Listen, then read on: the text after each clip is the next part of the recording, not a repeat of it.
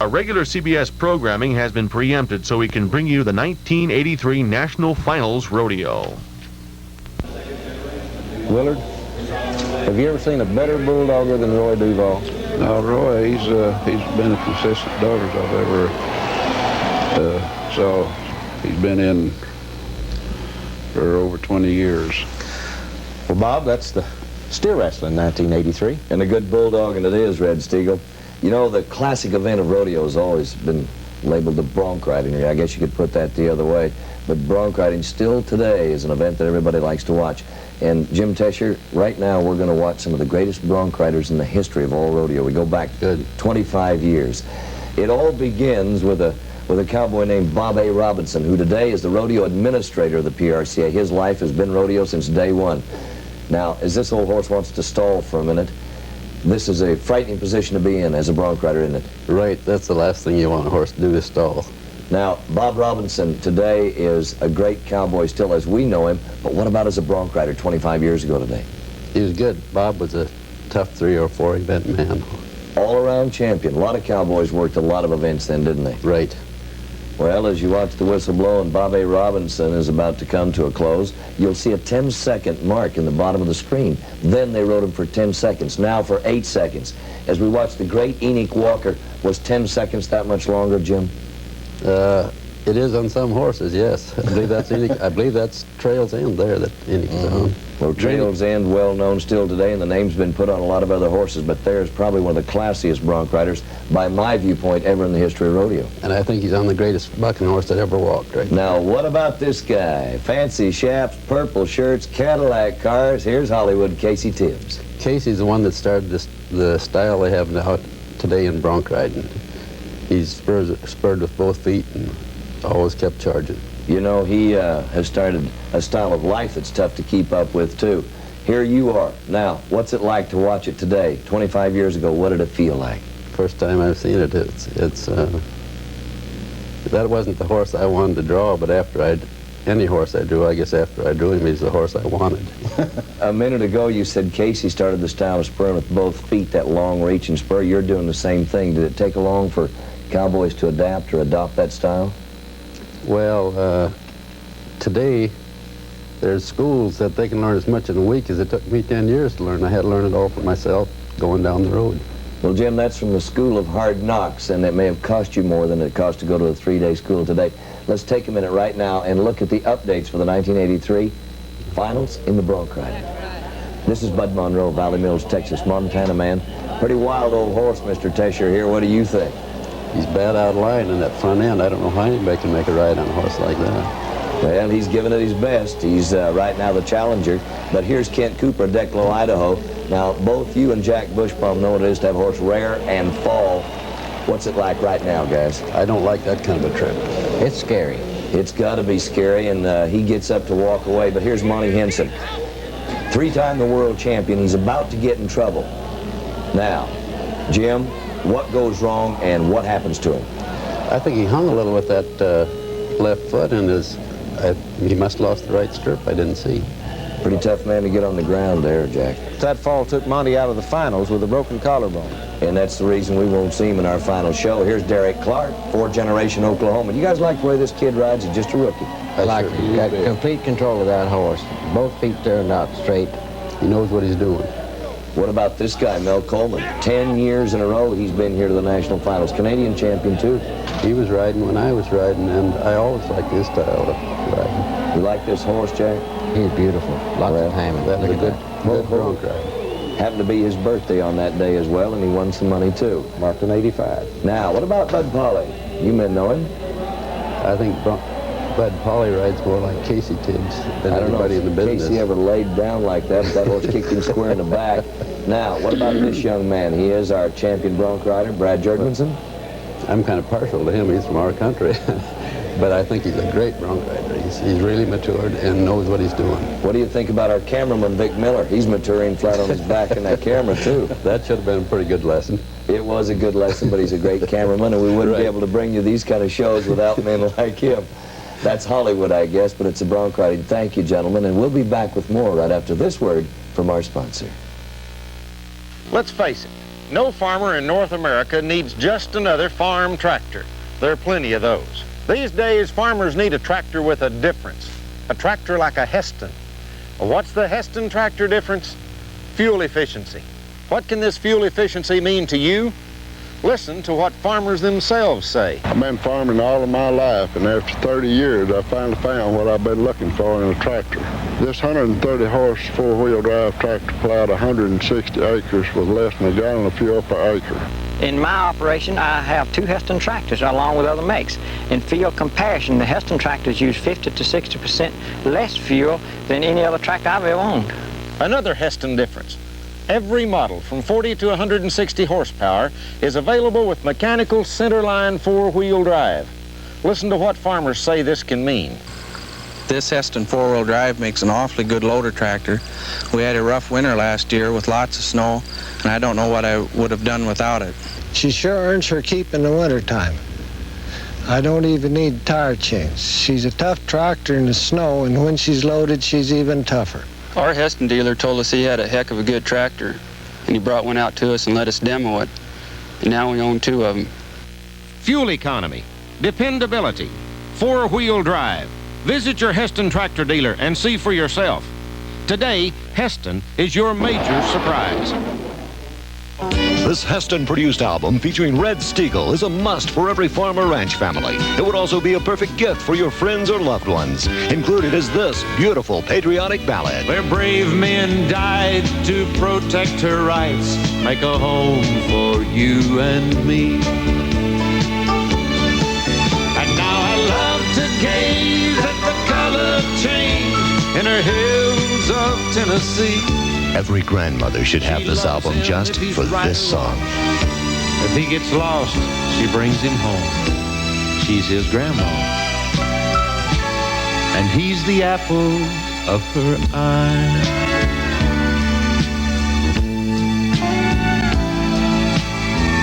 I love you, Grandma.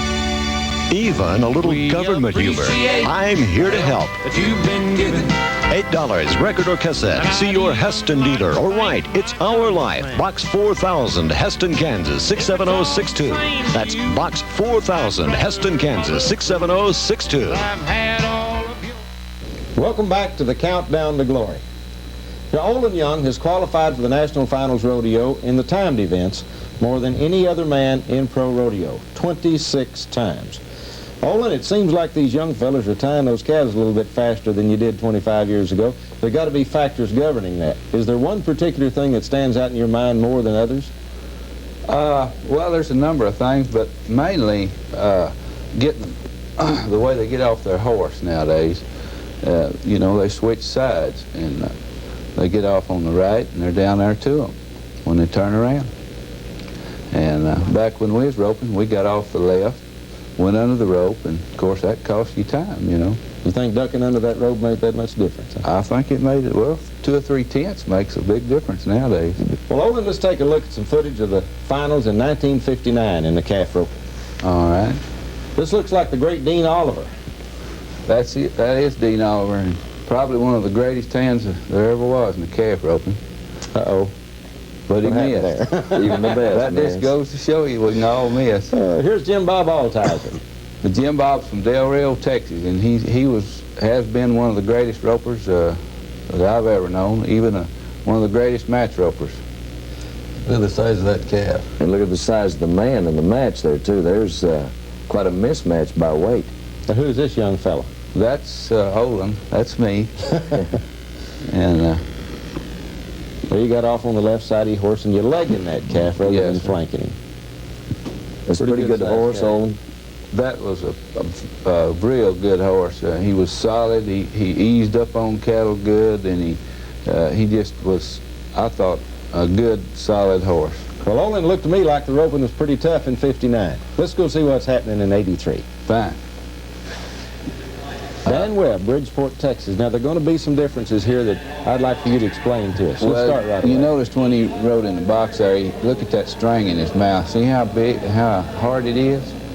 Now that, back in our days, we used a softer string, and it was grass. See that one in Roy's mouth? Right. That's one of the differences in the ropers nowadays. We've got things that speed the event up. Well, they said you had lightning fast hands. What do you think about Roy? I never had hands like that. And I haven't seen too many that have. Jimmy Cooper is an awful good calf roper, an awful good contestant. Yes, he and Roy are both. They ride good, that all-important good horse. And they came from the same part of the country I did. Tom Ferguson's awfully hard to beat, isn't he? Yes, he is. And I think one of the greatest hands in these days that I've ever seen. And he made a mistake there and still won the go-round. That's right. He bobbled a little bit, didn't he? Thank you, Red Stegall, and thank you for the expertise, Olin Young. Bull riding is the event that everybody still likes to watch. I think it's the danger. Jim Shoulders is a dangerous man with 16 titles in this event. He's at the rodeo getting ready right now for tonight's performance. But there's a bull I want everybody to look at for a minute. It's Old Tiger, Jim Tescher. You know about him. Yes, I had him for my final bull in a match riding with Jim at Edmonton, Canada one year, and he bucked me off, and needless to say, Jim won the match because they don't throw him off that much. Here is the great Jim Shoulders on Tiger in the final round at the 1959 National Finals. What's the difference in the bulls today? I don't think there's that much difference. I pulled Bob Cullison's rope the first night of the National Finals in '59, and he made a bull ride. I thought, what a great ride. I thought he'll win it. He don't place. He's not supposed to place. We're about to hook up with 16-time champion Jim Shoulders right now. And Jim, the Bull Tiger, we've just seen him. You tell me your side of the story. He bowed me over real bad there. A lot of guys thought I slapped him, or I guess some of them wanted to think I did, but it's costing them some money, but he's a pretty good bull. Thank you, Jim Shoulders. Now, Mr. Tescher, we're going to have a chance to look at some footage of Freckles Brown, an elegant bull rider, but I'm sure you know more about him than anybody. He was a great friend of mine, or is a great friend of mine, and I think they should have named him Try when they named him. Jim, sorry you couldn't be with us right here with this gallant crew, and I know you got to get the rodeo started, but what about this class of '59 of champions? It's a pretty fine crew, and I don't know, I'm sure some of them guys are going to agree with me. We'd like to see some of this new breed have to get on 22 head in 5 days. They're belly aching about getting on 10 in 10 days. The first finals, it was 2 a day, and I was unfortunate enough to get 2 re-rides, so I got on 22 head in the 5 days, and I thought I was rich because I won me 3,400 and all. Well, you know, come to think of it, I must not got all them checks or to have some of it left. But they're a good crew, and we're fixing to visit a little. When the band plays, Jim, we'll be there with you. For 1983, the bull riding's been pretty exciting, and we've got a chance to look at it and update it for you right now, gentlemen. This is Bobby Del Vecchio, New York City. He said it's Bobby D in '83. He's a hot shot, and I'm sure you guys have known a few of them. What do you think about it? He's a great little bull rider. He's a fine young man, too. I met him yesterday. Well, that's a compliment coming from those two voices. Was there anybody ever did that back in the 40s and the 50s? Hot shot wasn't too, or hot dog, I guess you might call it, wasn't too my common name. Jack, here's a hot dog. This is the reigning world champion, the first black cowboy to ever win a world title, Charlie Sampson. You can't say anything bad about this boy the way he rides. He looks extremely good on them bulls. People love him, too, as you can see that right here. Now, you tell me about Cody Snyder, this youngster from Canada, his style, Jim. I think he's a great bull rider. He made a good bull ride already this week, and he's going to make a lot more of them before his time is over. Do you think he can take the pressure that maybe Dan Lowry, his own Canadian friend, can put on him? I do. That has a lot to do with it, and right now, fatigue is probably the #1 competitor that they have to battle against. Watch out. This will bring fatigue to your body along with a little pain. And make your arm a little bit longer. And how do you get loose? Mr. Bushbaum, has that ever happened to you? Yes. Jim, this young man rides awful good from out in California. You agree? I don't know this fella. I'm just a bull rider, but each and every one of them that are here are capable of winning a championship, the way it looks to me. But watch how he gets off. He's off now. He's about to get back on right after that bull slammed his head in the side of that chute gate and cost him 19 stitches. I think he had enough the first trip. Uh-oh, look out. Now, watch this. Trying determination, a little fear. Kenny Wilcox, he's down, he's up, he's back on him. And this is the bull Confusion of Harvey Northcott's. This bull flat can buck. And even after the fall, Kenny won first on that go. Now, watch John Davis. Here's one of the 4 contenders for the title. The old man, the veteran from Homedale, Idaho. Uh-oh. Down we go. A little sore from being stepped on. Oh, man. Okay, there's a young man you don't know much about, Jack, but you watch him ride. Jim, what do you think, Lonnie Wyatt? Boys, watching that bull's head good, using his feet awfully well. Jim, do you think he was in control? Good control. We think the same thing about him, and he's a fine young athlete. All right, everybody, let's take a look how the team roping and the barrel racing have been doing this week. It's time for the update. Now, in this contest right here, Red Stegall, I guarantee you what, we've seen some fantastic times. 5.5s to the 5.7s. And as our first team of Dee Pickett and Mike Beers is out, heading and heeling, and boy, do these guys do a nice job. Bob, you see these guys a whole lot more than I do throughout the year, but I don't think there's anything prettier than watching that heel loop float around those hocks and those horses' faces. Oh, no, especially from champions like Gellerman and Woodard. Here's the father and son team of Dick and JDH, Pueblo, Colorado. We've got a little problem. This was in the second round, and father lost the rope that took him out of the average. To look out for the day monies. Big Jake Barnes is going to spin a steer for 3-time world champion Leo Camarillo right here. There's the super looper. There's a heel loop. Oh, isn't he something? And you can see these times in 5 and 6 seconds are tough to beat for everybody. Doral Gellerman again. He's on to the left of the screen. Walt Woodard, California boys, back in there. That's the way it's done. They've proven it now twice. That one with a 5 and 7. The team roping has been fantastic. Leo Camarillo was the man to beat coming in. Here's the lady who is in the challenge position. This is Marlene Edelman. Now, there's a lot to talk about this horse. This horse is born and raised in a country that I just moved to, of Baker, Oregon. But watch closely. She paid $10,000 for this horse and away from the second turn, going to the third. This is a line-bred horse, originally out of New Mexico. Here's the horse she's trying to beat. This is Sherry Elms, who's had the lead most of the year. Sherry paid $1,500 for this horse. So it doesn't prove it's what you get out of the horse, not what you put into him. 2 beautiful ladies, and the race is on. At the end of the 6th round, by the way, it was $763. Elms still into the lead. Another run in the barrel racing from a little lady from Walla Walla, Washington, 17-year-old Shauna Wright. She paid $300 for this horse. I guess it's a year for cheap and expensive horses. This is her first national finals, and she qualified to come here at 31 rodeos, 29 of them in Washington, 1 in California, 1 in Oregon. Quite a little lady at 17. Now, watch closely. The finesse of riding these good horses like Leanne Gilkey does from Decatur, Texas, is the key factor. Put the horse in the right place. A little whip at the right time, a little spur and a little whip coming home. We're watching some of the finest barrel racing in the world at our 25th anniversary. That's the way it is for rodeo. We'll be right back after this word from our sponsor and more rodeo. For the past 35 years, Heston has earned its reputation in agricultural machinery. Now, Heston quality is at work in the oil field with oil pumping units produced at this modern factory in Heston, Kansas. Here, the same dedication to quality and workmanship that make Heston equipment world famous goes into every Heston Century oil pumping unit. Heston Century units are available in both gear and chain drive, in sizes from 80 to 320. They're rugged and reliable, with quality you can count on. Because in any field, Heston knows that downtime means money lost. Heston Century oil pumping units are available through these fine distributors: National Supply, Continental Imsco, Republic Supply, and Sunrise Supply. With more than 200 stores across North America, the commitment is apparent. Heston is in the oil patch to stay. The Heston Century. Count on it. Live it to the limit. Live it to the limit in Wrangler. Give it all that you got.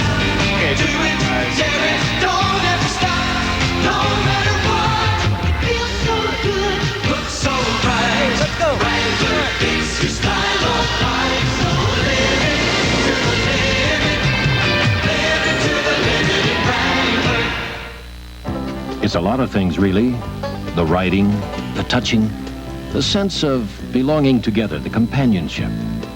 This bond between man and horse is an old friendship, yet ever new. It can be enjoyed from the wide open spaces to the family's backyard.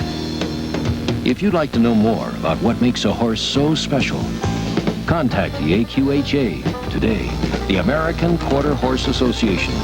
building the quarter horse industry for 43 years.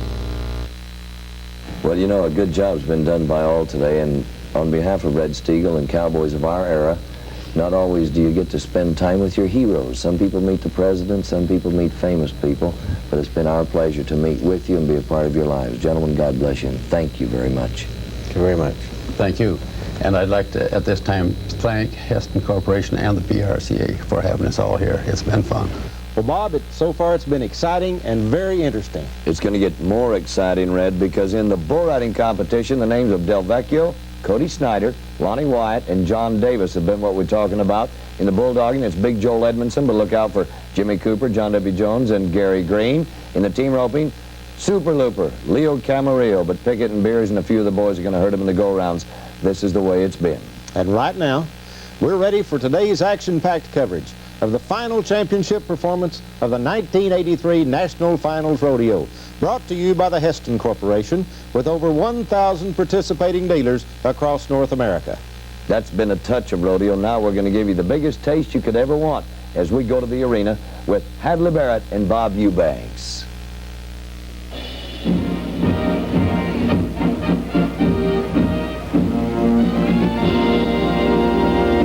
Welcome to the National Finals Rodeo. Rodeo's first World Series winds up here tonight in the beautiful new livestock. Thank you, fellas. What you've just seen was the 1959 National Finals Rodeo. The announcers were Cy Talon and Pete Logan. What you're about to see is the world's greatest rodeo, with some of the most exciting sports action you'll see anywhere. Welcome, everybody. I'm Bob Eubanks, and this is the 1983 National Finals Rodeo, the final championship performance. And again, for the 10th consecutive year, brought to you by the Heston Corporation. Now, sharing the announce booth with me is one of rodeo's most experienced voices. I'm speaking, of course, of the man who's been working as the official rodeo announcer along with Bob Tallman all week long here in Oklahoma City, Hadley Barrett. Down in the rodeo arena, 6 times all-around champion of the world, Larry Mahan. He'll be down there talking to the cowboys and cowgirls before and after their rides. And also up here in the booth with Hadley and myself is the lovely Miss Pam Minnick, former Miss Rodeo America, team roper, and barrel racer, and Pam will be calling all of the barrel racing action.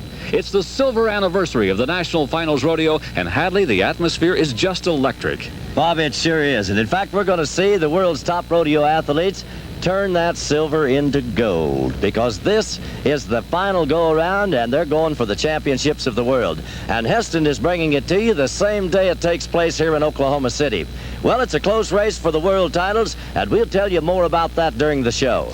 Well, coming up, the bareback bronc riding as we begin the 1983 National Finals Rodeo right after these very important words. Just over 35 years ago, Heston began making farm equipment. One product in one little building in the little town of Heston, Kansas. But look at Heston now. 29 hay handling machines, 14 forage harvesting machines, 8 tillage tools in over 70 sizes, a new range of 28 fuel-efficient tractors ranging from 45 to 162 horsepower. And products are only part of the surprise. In 1977, Heston joined forces with Fiat, the 7th largest manufacturing corporation in the world. That means resources no one else in the industry can match. It means Heston dealers are supported with parts, service, retail finance plans, and a growing range of Heston equipment. Visit your Heston farm equipment dealer and see for yourself. Today, Heston is your major surprise. Welcome back to the 1983 National Finals Rodeo. It's all going to begin with the bareback bronc riding, and all year long, a good close race with reigning champion Bruce Ford and Mickey Young, and Hadley, it's still a good race. Well, it is, and it's kind of a rerun from 1980 when we saw the same situation on our telecast between these two men. But in the 9th go-around, Bruce Ford has kind of taken a commanding lead. I think he's the guy to watch. Here we go with Dave Appleton, Stephenville, Texas. He's this cowboy that used to be in Australia. He's riding a horse called Mile High from the Bad Company Rodeo Company. This whole horse sold for about $8,000 last year. This is a pretty good kind of a horse, and Dave Appleton needs a good score to place in the go. Here we go. Well, Bob, it's an 8-second ride. They have to spur those horses. They're responsible for half of the score. A regular pro officials now turn that score in, Hadley, and 77 for Dave Appleton. He's kind of a happy Australian, isn't he? Now, earlier this week in the 8th go-around, the 1981 champ of the world, J.C. Trujillo, was injured. This was the big horse called All Velvet of Sutton's. Now, J.C. hung up to the rigging. After about 6 seconds right there, his head was banged into the rigging. And as you can see, Bob, he was unconscious as he was dragging. Kenny Claybaugh and Gilbert Mackey, our official pickup men, were trying to get him up over the top. 2 broken ribs, but he was back to watch our rodeo here today. And 2 broken toes. And as we go to Steve Carter, Klamath Falls, Oregon, our next cowboy, the horse is Gray Velvet. In 1982, this horse threw Joe Alexander off, broke his hand during the NFR. He needs a 78 to take the lead in the go. Now, this kid has been riding good all week long. All right, a 71 for Steve Carter. Let's go down to Larry Mahan.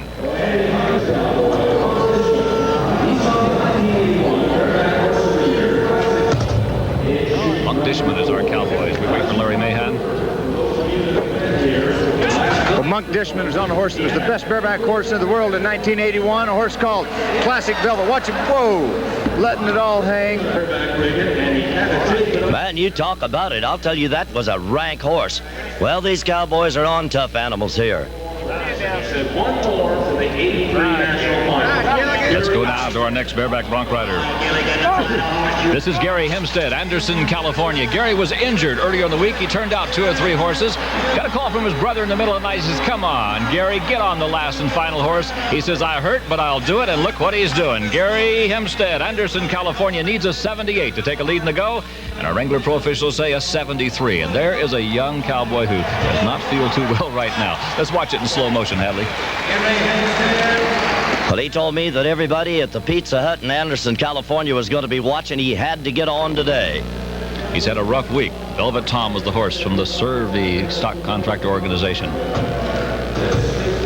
Larry Peabody has been riding well all week long. Now, this guy comes into the final performance with $8,000 to his credit. This is Willie's Velvet of the Brookman Rodeo Company that Peabody's on. Look at the timing of that ride, Bob.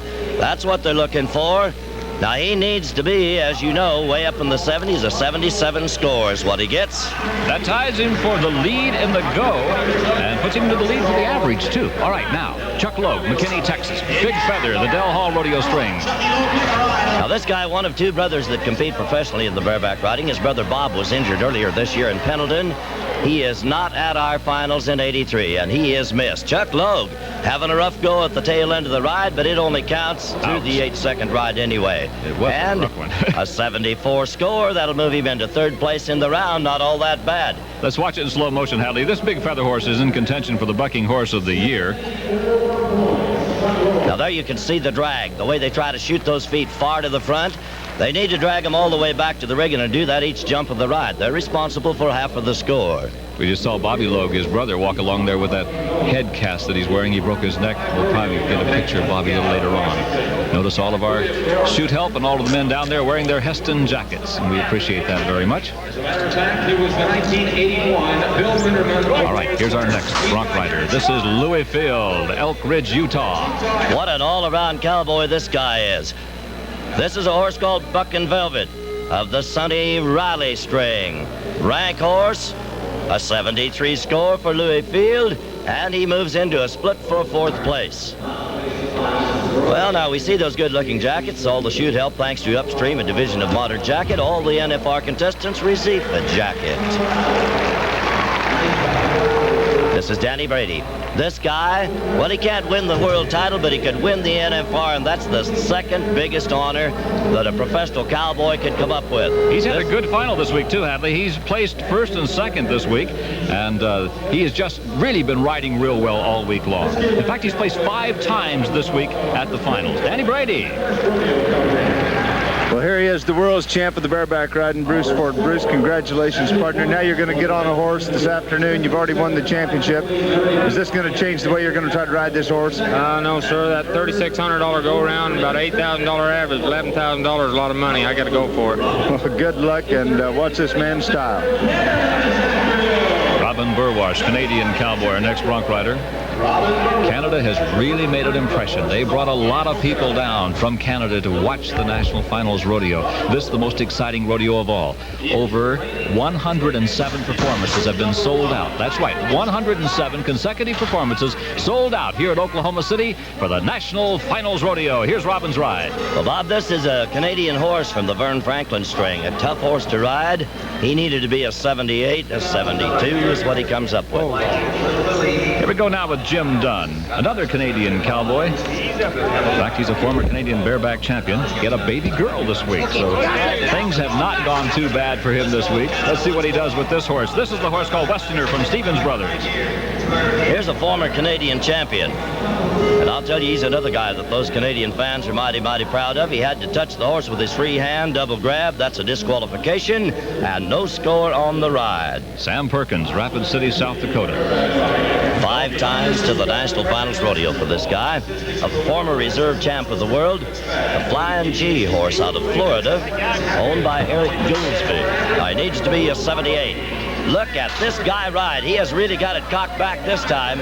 I'm liking this, Bob. I like it because he's one of the oldest bronc riders in the whole group. He's about 32 years old. And that's the man, Sam Perkins. Excuse me, that's not Sam Perkins, is it? Yeah, he missed his horse out. This is Mickey Young coming right up here, though.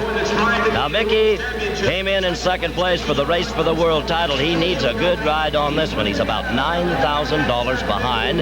What he actually needs to do is win the go-round and hope that Bruce Ford would disqualify. Well, I'm sure he doesn't necessarily hope that he would, but a 72 score is not going to do what Mickey wanted. All right, that leaves the man as we watch Mickey Young in slow motion. Now, you see this guy standing about 6'1". I think he's 4 or 5 inches taller than any of the other bareback riders. He gets a little more drag on those feet. But again, you have to draw a horse that fits your style, put the whole thing together the way you want it to, and sometimes it doesn't happen. Here is the reigning champ of the world. This is the man, the reigning champion of the world at Hadley. This man has not been bucked off a horse all this year. In fact, we were talking earlier, can you remember the last time he was bucked off of a horse? Well, you know, this good horse here had a good chance at him. That's Jean's Velvet of Dan Russell's. The horse comes from out in Nevada from Western Rodeo Company. Now there you can see that horse is a little whippy, a little bad right there on the front. Congratulations to the bareback riding champ, Bruce Ford. Bruce, you've had a good year. How's it feel to be the champ again? Oh, it feels real good, you know. That's what everybody shoots at. A long old run, but I got her done. Are you going to do it again? Beg pardon? Are you going to do it again? I don't know. I see how I feel when they give me that saddle and buckle. Well, you're a rodeo stock contractor and the world's champion bareback rider, Bruce Ford. Congratulations, pal. To the 1983 bareback bronc champion of the world, Bruce Ford, the cowboy from Kersey, Colorado. Here now is news about the first edition in Heston's new Collector's Buckle Series. 1983 is all silver for the National Finals Rodeo. It's the 25th anniversary of the Super Bowl of Rodeo. Commemorating this occasion, Heston is introducing a new limited edition buckle series. This beautiful pewter finished buckle is the first of the series. The previous Heston NFR series buckles have a collector value of over $300. This new series will be just as popular, so don't miss your chance to start your collection with this first edition. It is sure to sell out in a hurry at only $8. For the young buckaroos, we are introducing this beautiful belt and buckle, a miniature replica of the first edition buckle, both for only $12. This first edition buckle and youth belt with buckle are available at these Heston dealers. Available at Trebs Motor and Implement Incorporated in Begley. This new Heston buckle commemorates the 25th anniversary of the National Finals Rodeo, and it starts an all-new Heston Collector Series. Today, earlier buckles are worth hundreds of dollars. Don't miss out on the first edition in this all-new limited edition series, just $8 at this Heston dealer while supplies last. Available at Trebs Motor and Implement Incorporated, Begley. That's Trebs Motor and Implement Incorporated in Begley.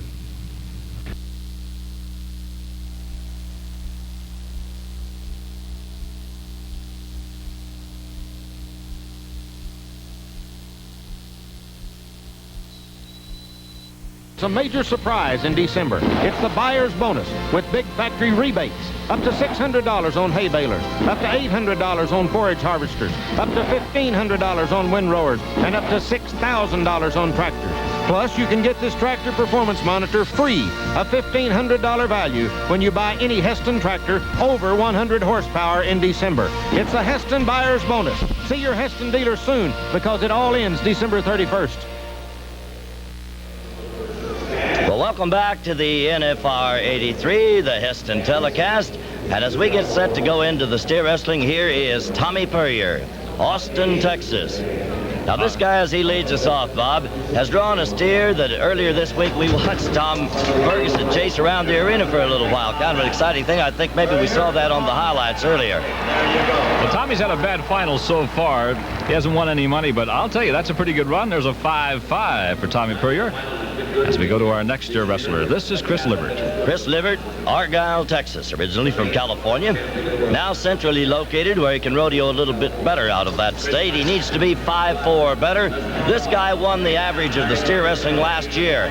He's been in strong up to about the first 8 go-rounds, then had a little trouble. Having a little trouble right now, too, Hadley. Chris Livert, he needed a 5'4" to take the lead. Not so. 15-2, according to our big Winston clock up there. That, of course, was the reigning all-round champion of the world. Speaking of champions, here's a former champion of the world, Butch Myers. He won the title in 1980s from Welda, Kansas. Now, he went down to the last steer against Stan Williamson on this same telecast last year. Lost the world title. Has not had all that good of finals here this year with a 6 and 9.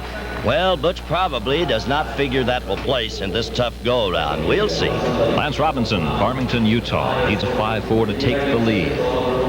Once again, we'll remind everybody, there's one way that a steer wrestler can get a penalty. That's to break that barrier, not give the steer enough of a head start. He got out real good that time, it looks like. No, Hadley, I see the judges waving their hand down there. He broke out. He broke the barrier, cost him 10 seconds. Would have been a good run. He ends up with a 15-2. And this is Big Tony Weiss.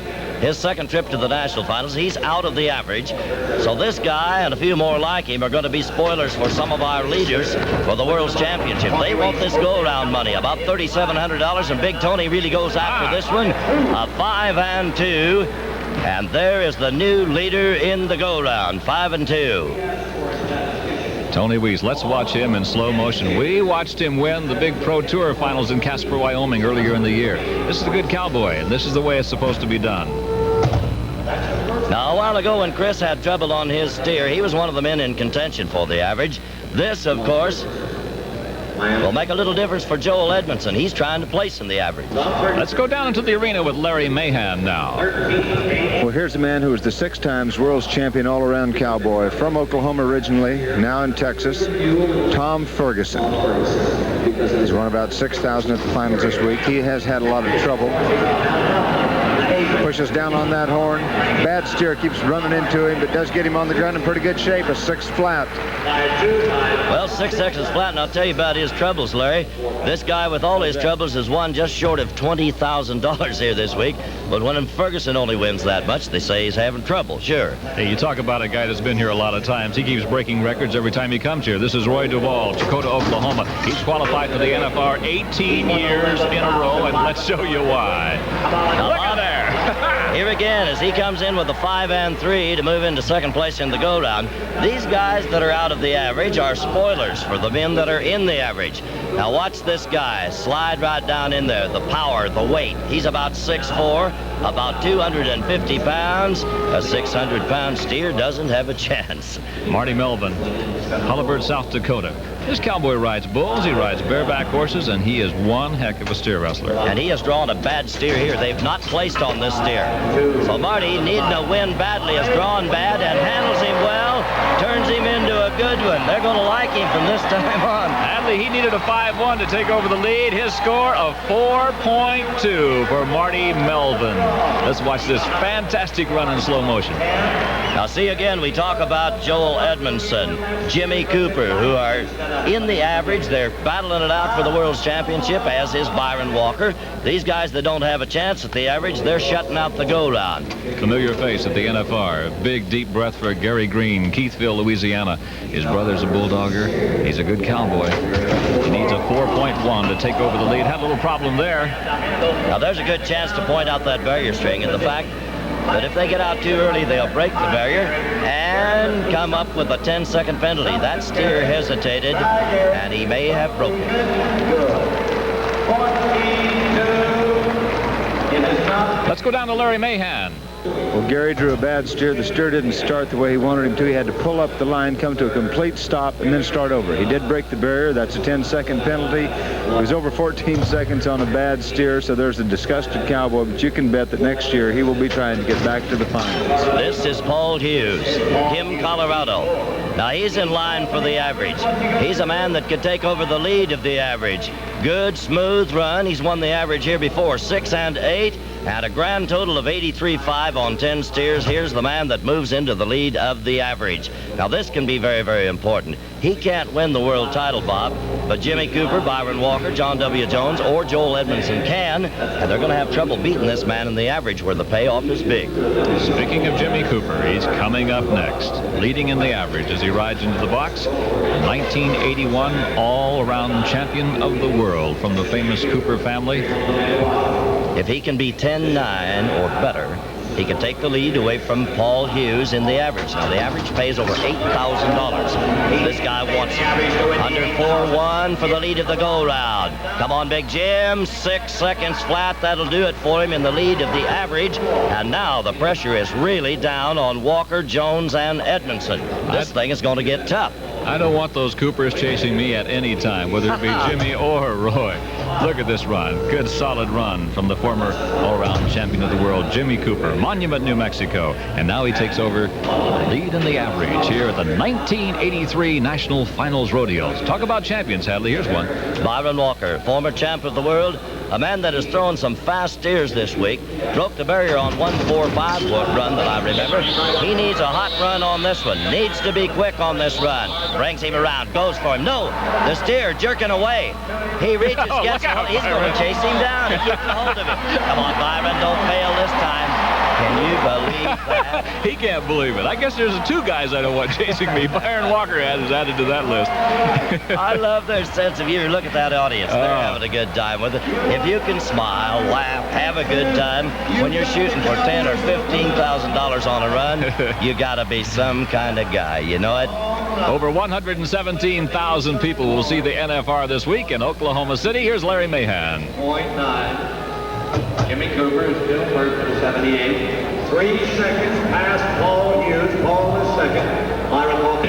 Well, that was a little while. The steer got away from Byron, almost away from him. He grabbed one horn, came up over the steer's back, threw him on the ground. He's not going to win the World's Championship, and he will not win the finals here. John W. Jones, this man, well, the interesting, look out, whoa, he doesn't even give me time to tell about him, Hadley. He needed a 4-1, ends up with a 4-2. That's a 4-2 run for John W. Jones. His father was an all-round champion of the world. In fact, 20 years from the day John W. Jr. won the Rookie of the Year, 20 years from the time his father won Rookie of the Year. Well, now this guy with a 4-2 splitting first and second, he needed over a $3,500 win to move ahead of this man. Now, here's the way the scene would be. He needs $2,700. He needs to move into not more than third in the average. He could do that with an 18-3 run. Anything under an 18-3, now he ought to be able to bring that old steer around, make it, no, the steer's going the wrong way. Come on, Joe. We watched this happen to Butch Myers last year. He's going to try to straighten him around. Still, under 18, he needs to be under 18. He does. 15-2. Well, you go to 130 rodeos and come right down to that. I cannot believe it. Well, I think Larry Mahan's going to run him down. Let's see if we can talk to him. Congratulations, champ, the steer wrestling champion of the world, Joel Edmondson. Joel, it's been a long year. I know what it means to go to 100 to 150 rodeos and go for that buckle, but that last steer was a tough one. What was going through your mind? Well, I thought I kind of clutched right there at the end. I didn't make the run. Of course, I wanted to. Didn't feel like I bulldogged up the car all week, but my consistency through the year kind of pulled pulled me through, and I just tickled to death. I knew I just had to get him on his side. I thought I might have had to be a little quicker than that, but I got a couple of good breaks, and it worked out. Well, you won it by less than $200. I mean, that's coming down to the wire. How's it make you feel to be the champ? I know that was an important one for you. Oh, it's just too great a feeling to describe. I've worked hard for it for 4 years. I've practiced and put in a lot of long hours of all-night drives and practice pen, and it's the ultimate. There's no way to describe it. You're the ultimate, partner. Congratulations. Joel Edmondson, the world's champ. Congratulations to our world champion, Joel Edmondson. The people of Columbus, Kansas, I know are very happy. Coming up next, the team roping. Remember back in 1955 when Heston's hay equipment was this one little windrower? Well, look at Heston hay equipment now. That one little machine led to a full range of self-propelled and pull-type windrowers, plus mower conditioning for every kind of crop and every size field. 2 sickle headers, center pivot hydro swings, big comfortable cabs, and there's a Heston that's right for grain too. Heston square balers package hay with a unique centerline operation, building both standard size bales and big bales weighing up to 1 ton. Heston round balers let you build the size round bale that suits you best. And they all feature an open throat design for sure bale starts and easy operation. That first little Heston really started something. It started Heston on the road to becoming the one name that means hay harvesting. Today, Heston is your major surprise. Farmers everywhere are becoming more concerned about soil erosion.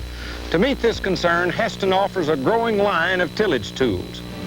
Heston chisel plows in large flat folding models and smaller rigid models give deep soil aerating. Cutter chisels, new conservation tools that reduce erosion and conserve moisture. Tandem discs, ideal for seedbed preparation or chemical incorporation. Tri-till field finishers, disc, cultivate, and finish in one time-saving operation. Field cultivators, in a wide range of sizes, offer outstanding trash clearance and fast field finishing. Chisel plows, cutter chisels, tandem discs, field finishers, and field cultivators. The growing Heston tillage line. Another reason why Heston is your major surprise. Let's go back to the timed event shoots. It's time for the team roping, and what a good close race we've got going. Only $600 separates the first and fifth place teams, and Hadley, Leo Camarillo is still in there. He's still in there. He's in fifth place. He's $600 behind, but he's the only man of the top 5 that is placing in the average, and that might make the difference right there. Our first team, Dave Inman, Steve Branco. Inman from Rufus, Oregon, Branco from Fresno, California. Any 3 loops, according to our judges. That hitter has 2 throws at it. He may need it. We'll find out. No, there's a good run. Good solid run for Branco and Inman. They get a 6-6. Our first team. Well, Bob, as we take a look at Denny Watkins of Taft, California, David Moats of Fresno, and David, by the way, a former champ of the world in this contest. Now, they need a 6-5 or better to take over the lead, and these guys that are out of the average, they'll be putting the heat on. Turns that steer, heater under, get 2. He does.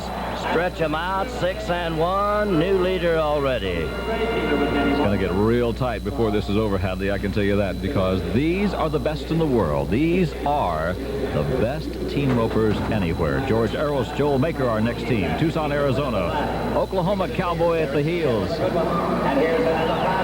Another good run, a 6 flat there. That's what they needed to take the lead, and they do take the lead. So there's our new leaders in this go. So already we see the pressure being put on these people that are in the average, and that's the situation you have in a long go-around rodeo. These good horses, look at the pull of that horse. These are quarter horses.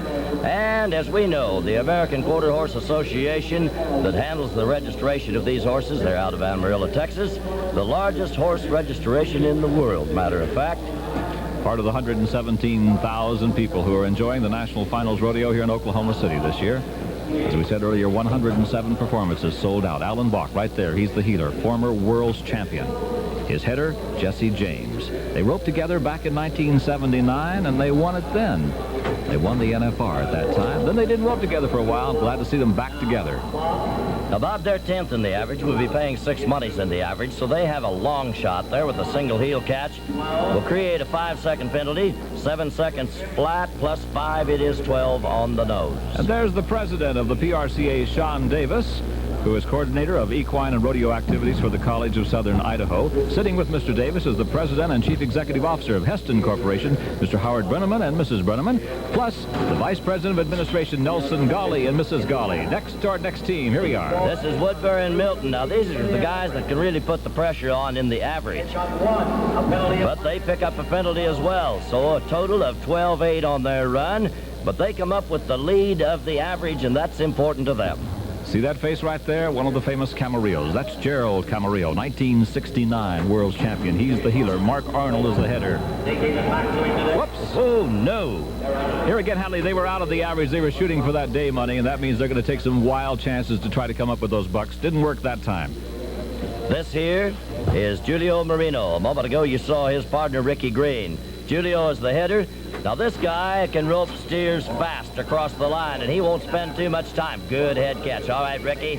Slides it under there. It looked like it was going to be 2, but he kicks out of it. A 6-8 run becomes 11 and 5-8. It is. There we go with the 5-second penalty. Well, I'm adding well today, Bob. Clay O'Brien Cooper. Right there, the man heading, is T. Woolman. He was last year's champion of the world in the team roping. T. Woolman is the header, steer down. Hadley, doesn't look like he's got a catch. I saw the judge right in. Look, he's only got one horn. He's got to pull it off there. He cannot reach down with his hand and pull that rope off. That's illegal. Now, that is a very serious situation, Bob. That is a serious situation because these guys were still in the average. They were in there very, very tough. And this was the only chance that Clay O'Brien Cooper had to win the World's Championship. It was a good run on this steer. See what he's trying to do? He's got the rope caught around one horn and also around the horn wrap. The wraps are put on there so the rope doesn't burn the steer at all. It's a protective thing for the steer, and it wouldn't come off. It would not come off, and T is very upset about this entire situation, as is Clay O'Brien Cooper. Well, T has to feel bad, of course. This is Doyle Gellerman, Walt Woodard, the 1982 champs of the world. I can't believe they missed with that loop. Now, these guys, well, they led through the 8th go-round in the average is the way it was and started having trouble on the end, but a 2-loop situation, or the bonus loop, we should say, 2 at the heels, and still a mighty good run by these guys, 13 and 5. All right, here's the man. Here is the man. Leo Camarillo at the heels. You're looking at Jake Barnes, his header. Last year, Leo roped with T. Woolman. Leo Camarillo can win the world's title here today. The pressure had to be on Barnes. He couldn't win it, but he had to catch the steer for Camarillo. Aha! Did you see what he did? Leo wrapped his horn twice. He took 2 dollies around that horn. He wasn't going to let that one get away. Good run for Camarillo. Let's pause briefly to allow our local stations to identify themselves.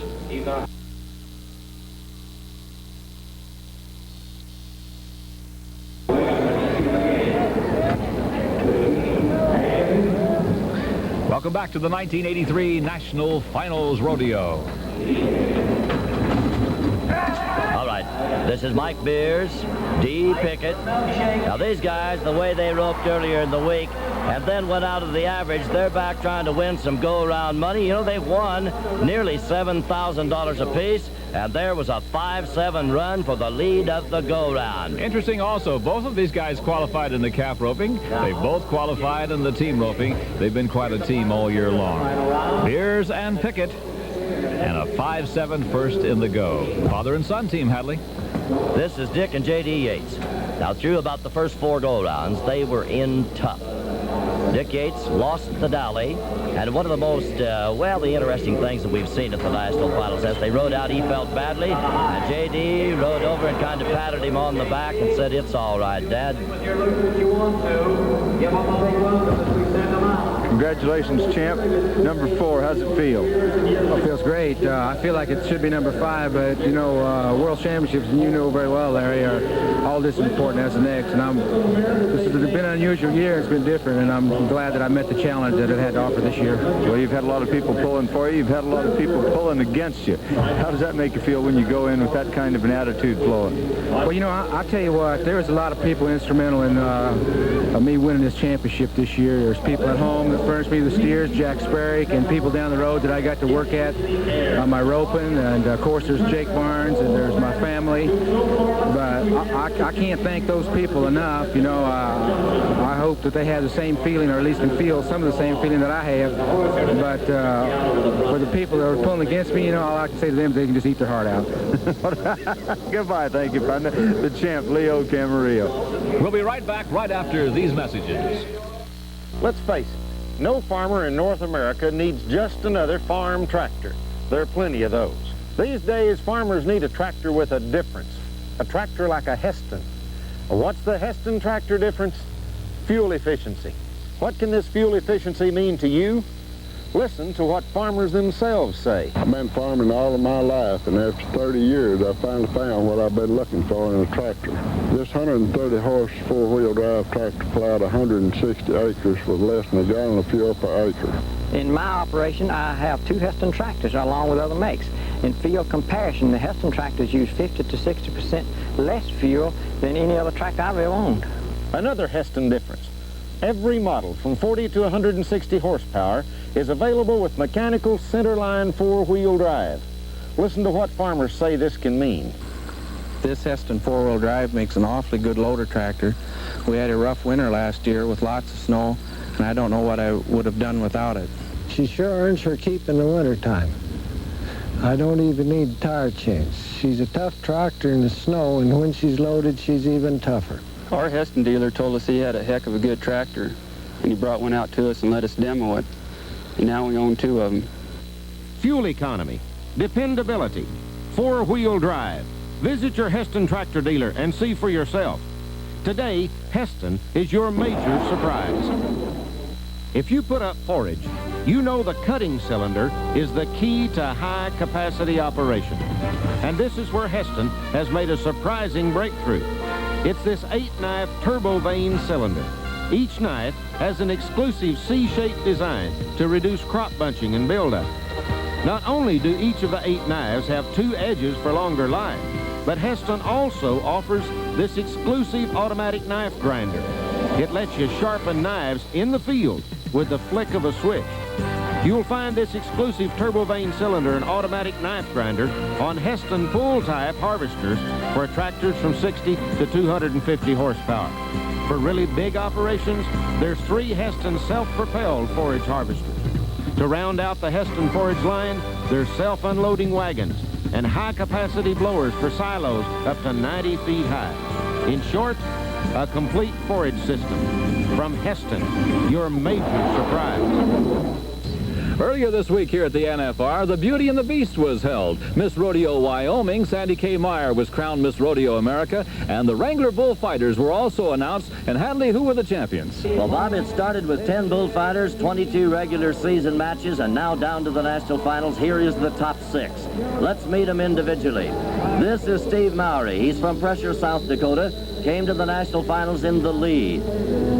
This next bullfighter, the Kamikaze Kid from Roseburg, Oregon. Rob Smet, strong contender for the world title. Leon Coffey of Austin, Texas. He's a funny man and a great bullfighter. This is the reigning champ, Skipper Voss, trying to defend his title. Our first champion ever was this man, Miles Hare. He won it 2 years ago.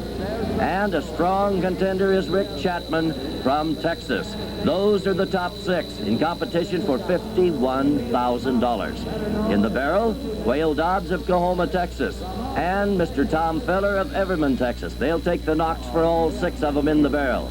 Now here is a little added entertainment by Leon Coffey. After his time has expired, he stops and entertains the audience a little. Steve Mowry fought bulls well all week long. Drew some tough bulls, and here is one of them. Well, it'll be back in '84 with $250,000 and 12 bullfighters. We'll be looking forward to that in the '84 season. Now there he would be marked down a bit for the bull getting him down. Protection of the bull rider, that's where it all began as we watched Miles Hare work. They're judged in this category as well. The importance of the rodeo bullfighter is to protect the bull rider after he's bucked off or gets down. Good work by Miles Hare. Now here is one of many jumps that we saw during the 4 go-rounds. Rob Smets with a victory jump and a thrill for our audience. Well, I'll promise you it was wild all through the 4 go-rounds of the freestyle. Here's the champ, Skipper Voss. He drew bad in the 4th go-round. This is a fast bull. Skipper was handling him well until the bull overtook him, got him in a little bit of trouble. Well, here is the world's champion wrangler, bullfighter for '83, Rob Smets. Welcome back to the 1983 National Finals Rodeo. There you see the leaders, Brad Germanson, Clint Johnson, Kent Cooper, Bud Monroe, Monty Henson, leading the world. Those are the 5 leading the world as we go to the saddle bronc riding. And Dwayne Daines of Innisfail, Alberta, Canada. Kick and bear of the Harry Vold String, the horse that he's drawn. Well, this young man has ridden well all week long, and the Canadian fans have been proud of him.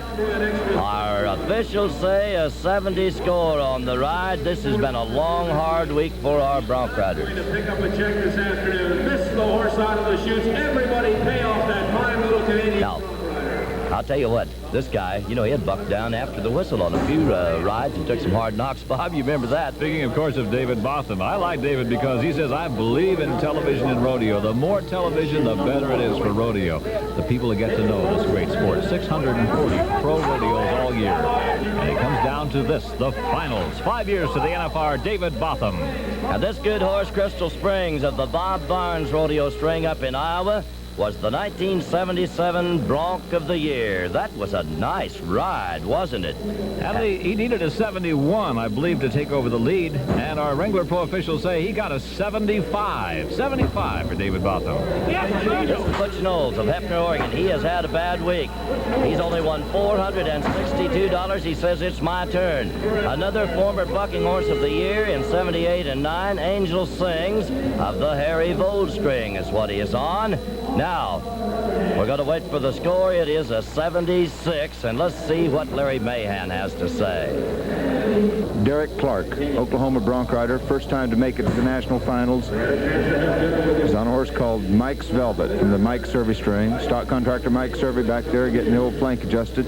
He's getting his feet in the stirrups, horse squatting, not real good in the chute. This is a dangerous time. If the horse slips in that chute, a lot of very serious injuries have taken place during that time. He's out. Looks like he has him spurred out all right. Horse is fast, kind of ducks one way, back the other. Not as smooth as a lot of the horses. If a horse ducks and dies with that front end, oh, he takes his hat off, waves it to the folks. If a horse ducks and dies with that front end, it makes him tougher to spur. Did you hear Larry down there? He still gets excited when he's around that bronc riding. You know, I like that. Larry Mahan loves to be in that arena. Why not? 6 times all-around champion of the world. Now, Bob W. Brown, Laverne, Oklahoma. 9th trip to the National Finals Rodeo. Comes into this round, 4th in the average. He's drawn a horse called Caribou from the Flying 5 organization. Well, that is a rank horse, and in case we failed to give you the score on Derek Clark a moment ago, it was a 70 score, so you fans at home can keep up to date on it. Now, Bobby Brown will probably not score as good as you might think on that wild horse. Cowboy responsible for half of it, and it is kind of disappointing to some of the fans, a 68 score for Bobby Brown. There you see the people enjoying the National Finals Rodeo. As we watch this re-ride, Bobby Brown was in the lead of the average through, I believe, the 8th round. Last night, the 9th go-around, a horse bucked him off over into the wall at about 7.5 seconds, and that could have cost him about $8,000. Speaking of getting bucked off to Hadley, Monty Henson, Monty Hawkeye Henson. We won't be seeing him in our telecast because Monty hurt himself a little earlier in the week, and we want to wish him all the best. He broke his collarbone, broke his elbow, too. Our reigning world champion, Monty Henson. He will not be here today, but he's here at the rodeo. One-class gentleman. This is Dixon Hamilton of Wellsville, Utah.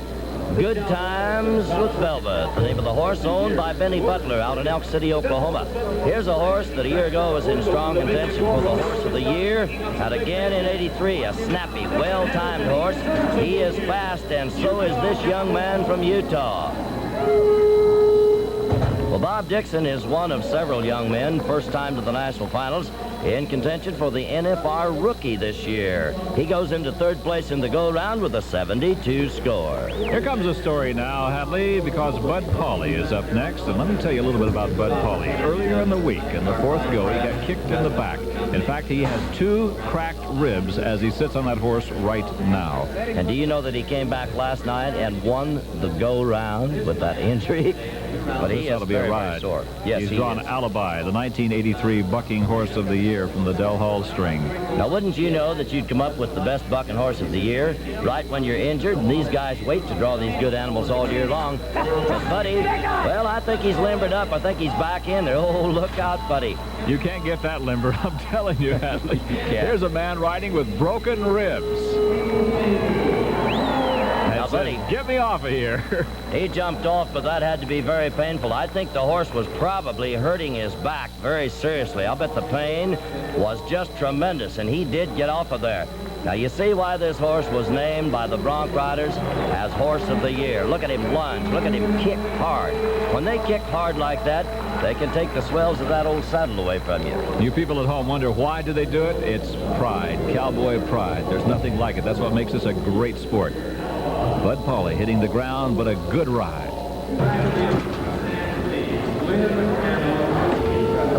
Butch Small on a horse from the Calgary Stampede called Guilty Cat. He's one of the biggest broncs in the rodeo game.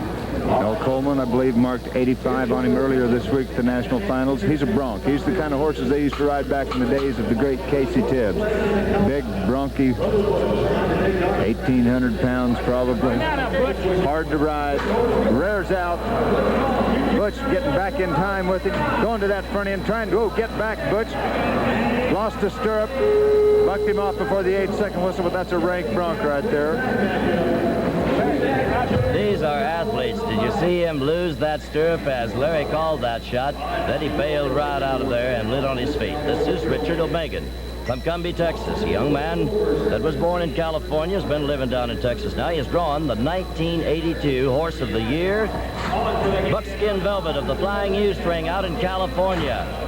Hadley, he needs a 77 to take the lead. Will he get it? Nope. No, he will not get it. Had a good ride going. That young man's been to the national finals. This is the second time. He said, what happened? Let's do that again. He'd like to, wouldn't he? You bet he would.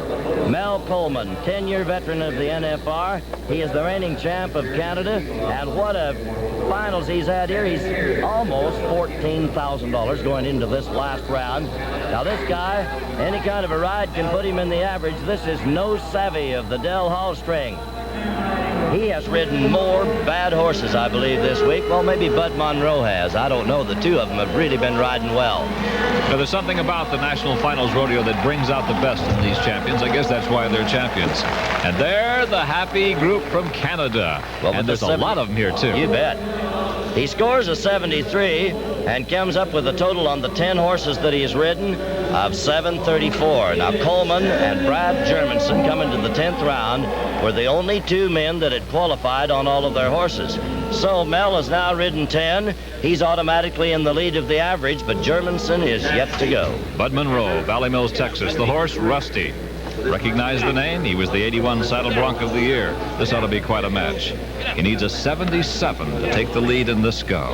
There's a view of Hugh Chembliss, one of our officials in the Saddle Bronc riding. Jim Jacobson judging the other side. Now, they consider it half on the horse, half on the cowboy. They mark them that way with a 1 to 25 point spread in each of those categories. Monroe has ridden some real rank horses this week to be in solid. Remember, he needs a 77 to take over the lead in this go. We'll wait for our judges. Maybe we can get a chance to watch Bud Monroe in slow motion action, Hadley. Let's see. Well, he's won $6,500 this week.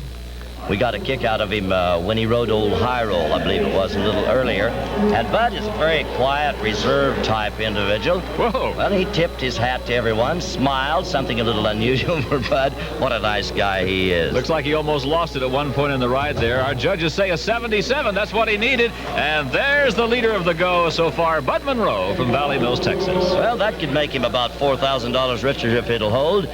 but Big Kent Cooper of Declo, Idaho.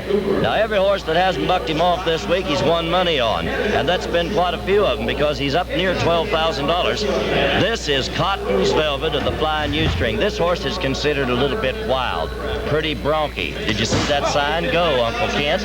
All right, he may have his hands full here. Look out, Kent. That is a rank horse. That is really a rank horse. Well, he don't need to feel bad about coming down from that old pony, and he's still going to get out of here with about $11,500. Darrell Barron, our shoot boss for the NFR. What a job he has done. My. Coming up, Clint Johnson, Sturgis, South Dakota, to the NFR 6 times. This man was the world's champion in 1980. He needs a 67 to go into second in the average. Just a 67 ride. When you say just a 67, you expect good rides from these cowboys. These are champions. These are the best in the world. This is the world's most exciting rodeo, the 1983 National Finals Rodeo from the Myriad in Oklahoma City. And here's Clint Johnson. Well, as the people wonder how important that second place win in the average would be to this guy, it would be good for about $6,000, you know.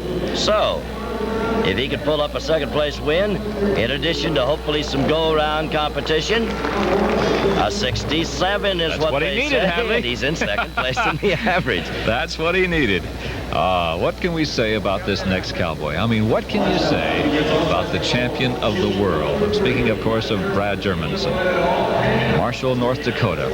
He didn't win it last year, but last year he had a terrible finals.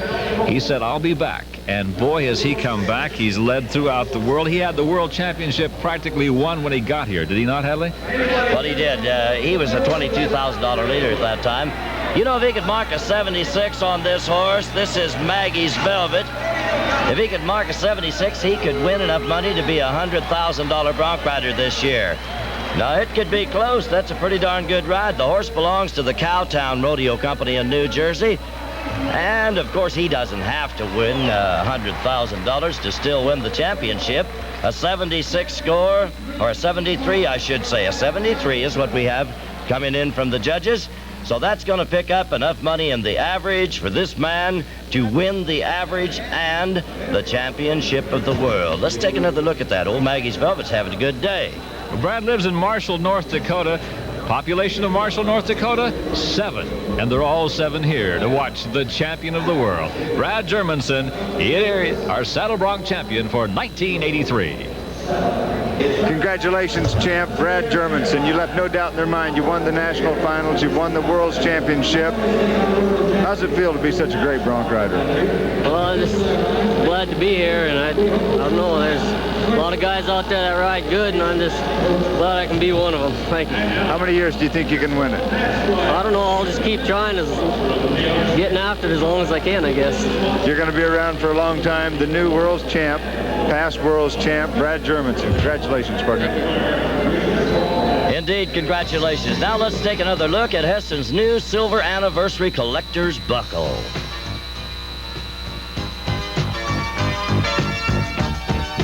Remember back in 1955 when... To the 1983 National Finals Rodeo and the Calf Roping. Here's how it looks going in. Roy Cooper, Tom Ferguson, Raymond Hollabaugh, Chris Libbert, and Joe Lucas. But I think it's safe to tell you, as we get set to lead it off, that Roy Cooper literally has the championship locked in. He does that. A moment ago, we saw a shot of Ken Stemler, one of the officials of the PRCA. In fact, I call him the silent giant. He has added more to the Professional Rodeo Cowboys Association than anybody can ever imagine. Glad to have him here with us. This is Dave Brock, the 1978 champion of the world. And Dave has not had all that good a week. Now, this guy's been to the finals in both the calf roping and the steer wrestling throughout his career. A nice guy. He smiles it off. And I'm sure that he'll start the 1984 rodeo season a lot better than he finished this one. Tough break as he takes no time. Here's a shot of the former governor of Oklahoma. And you're going to see a lot of fast times, a lot of guys going for fast times in the calf roping. That's because they're out of the average, shooting for that day money. But some of the cowboys that are in the average are going to take a little more conservative run at it. Here's D. Pickett, Caldwell, Idaho. Now, we watched this guy earlier teamed up with Mike Beers in the team roping. And Ironically enough, both of these guys qualified for the calf roping. Good run. Good run started here. Wrap him quickly. It's 2 wraps. See the way he does it? The half hitch, he's done. All it takes, isn't it? Boy, it's smooth when it happens like that. A 9-1 for D. Pickett. And now, of course, the official time does not start. It's 6 seconds. The calf has to stay tied for 6 seconds. This is Big Jimmy Cooper. We watched him earlier in the steer wrestling. He won the all-around crown in the 1981 season. New Mexico is where he lives, and he can come up with a big week here. Now, what he needs, of course, is a 9-second run to take the lead. Digging string in his mouth, hat back on his head. Now, Bob, there's a clear view of that barrier string. That's held in place by a pin, released by the calf. If you let all that happen before you leave, then you don't get penalized. If you go too quick and break the string, it's a 10-second penalty. Having a little trouble with the tie, put those feet in place, and couldn't get the tag end of that tie string jerked through. And you can see that Jimmy's just a little bit disappointed in the outcome of that run. The amazing thing about these world's champions, though, I'll tell you, they can make a mistake. Jimmy Cooper roped that calf in 11.7, made a mistake, but still 11.7. Outstanding run. These are champions. These are the best in the world. Bridgeport, Texas brings us Dan Webb. He needs a 9 flat to take over the lead in this round. Hey, this guy can be so fast on these runs. Now, once again, this is the 3rd or 4th run on this particular pen of cattle. So you can bet that these men have studied him. They know exactly what kind of a calf they've drawn, and they've made a game plan for it. Ropes him slick, really gets down that right side. Took a little longer positioning the calf than he wanted, but a speedy tie could do it for him, and he got that. See what I mean about that? He actually ran that calf farther down the arena than he wanted to. Made a little bobble right there. He was still a 9-9 for Dan Webb. Mike Beers, right. Rufus, Oregon. He needs to be 9 flat. Mike has had a little trouble. I believe in the last 2 rounds he has missed his calves, and he roped that one right around the top of the head. But again, he was going for the go-around. You pointed out a moment ago, if you are out of the average, there's no need fooling around with it. You got to go right across the line. Cowboys say you got to get rid of it. You got to get rid of it fast. They'll take chances. They'll throw loops they normally wouldn't throw if they were in the average. That's what happens to Michael right there. He's a great roper, good team roper, good calf roper. He has to be great. He wouldn't be in the top 15. He wouldn't be here at the world's greatest rodeo, the National Finals. This is Joe Parsons, Marana, Arizona. Now, he led a big part of the 83 season for the championship of the world. He's the vice president of the Professional Rodeo Cowboys Association, and here he is now. This guy, if I remember right, won the presidential rodeo and picked up one of those beautiful presidential belt buckles for that. Boy, he's going to be proud of that, and that's a nice run. 11-8, Bob, not quite quick enough, but it was pretty smooth under the conditions. The next cap rover is Mike McLaughlin, the man from Saginaw, Texas. There's a guy I bet has roped a lot of calves in his time. What do you think? Earlier in the week, we asked how many people were here for the first time. You could just hear just a little bit of applause. I mean, everybody that's here, they come every year. They know this is the best. They know they're going to see the best. These are seasoned rodeo fans. Mike McLaughlin, Saginaw, Texas, needs a 9 flat to take the lead in this round. Now, this guy, last year, while we had the race between Cooper and Jaton, Mike was just sliding along there, roping every calf good, and he won the average at the NFR in 82. He's in with a 9-8, and he goes into the lead of the average again. Would you believe that?